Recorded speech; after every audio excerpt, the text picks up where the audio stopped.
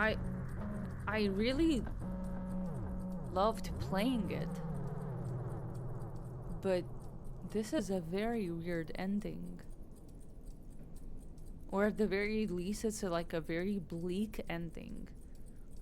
She goes from being extremely unloved by her fellow sisters in the monastery to falling in love with a, I don't know, a deserter or like a prisoner who strongly believes in God, and they have so many interesting and deep conversations. She saves his life. He questions her questioning of God, and then when they reach the thing that they've been looking for so long, it didn't perform the way that they wanted it to. And he lost his faith, but she gained hers.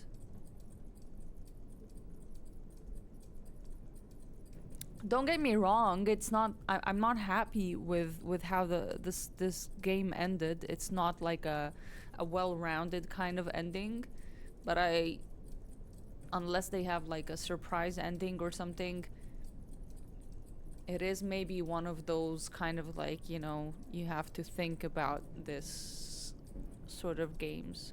I don't hate it. I don't hate how it ended. She started by having her doubts. She started by having very legit doubts and talking basically to a satanic form of herself, or to the devil himself.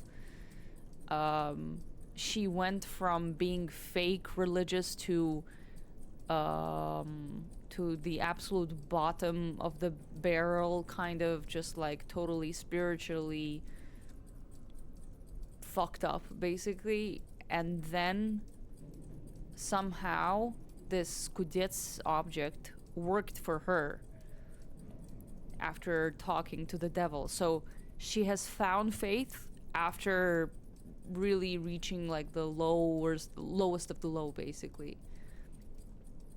While Ilya, even through suffering, even through his initial belief and kind of like I would say, a more stable belief system that he had at the time, he lost his faith and he sold his faith and he just got drunk.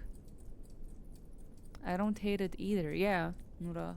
Like, it's just, I don't know. Sometimes, usually, when you watch a film or you watch, I don't know, whatever, a gameplay, you can kind of understand when it's gonna be kind of like this type of movie where you have to sort of like think, and it's like a very obviously open-ended type of movie, especially if there's like a lot of surrealism and this kind of stuff. But this one was way too actiony, and there's also like, I didn't understand what happened to her in the past. She got tricked by a man, even though she was engaged to another one. That guy stole all the money of his dad, and I guess she got pushed into the monastery. Is that the connection? And I guess the message here is like, doubt in people who have found faith is very common, and it's also very common to expect someone. Yeah, it finished. That's so upsetting, actually. I'll miss playing this game, weirdly. But yeah, doubting your religion, your views and everything is something perfectly natural, and the people that sometimes are the most religious, or the ones that seem the most kind of, they know their shit, and they have read their holy book, and they know all the answers, and they have all the answers. Sometimes they end up being the people that kind of could flip, you know what I mean? They could flip and totally lose faith, while the ones that doubt and think of themselves as imposters of their faith can become true believers. I don't know. That's kind of my interpretation. Could be different. What do you think, Nora? Um, I think her engagement was broken off when her father found out she has an affair with an out dead partner. Yeah, but like what about the guy? What about the guy that she was supposed to marry? What about that guy? Or was was her dad so strict that he was kind of like, okay, you. Ah, I remember the part where Ilya asks her, like, why did you go to the monastery? And she's like, I did something haram. And he's like, were you a prostitute? And she's like, no, no, no, no, not that. And I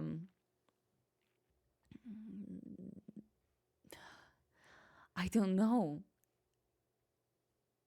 This game will make me think a lot. She, and that part especially where she embraces that devilish doubting side is part of her, and that this whole skill tree thing that she had to regain after having accepted the evil, let's say, part of herself,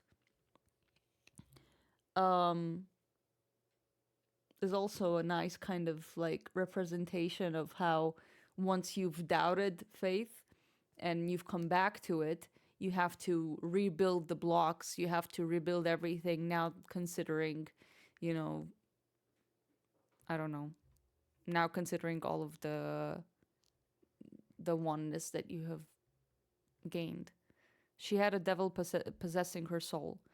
Yeah, that's also that's a more, I think that's a, till she got rid of it in the end, I think. It's that I don't know either, Welena. For me it was more of an embracing it, because I think the last thing that the devil said was, or the devil side of her said was like, there is no good or evil, there are only marks that we kind of decide for ourselves, and these marks are the ones that kind of cause most of our doubt, while true faith, let's call it, is something that we define ourselves and we find our own path. And I'm preaching a lot for a person who's not even religious, but it's not that I'm not, just because I'm not religious doesn't mean that I'm not interested in discussions about this, or like, I don't know, or that it's something, it's not something that I understand why people follow faith and so on. And it's really interesting.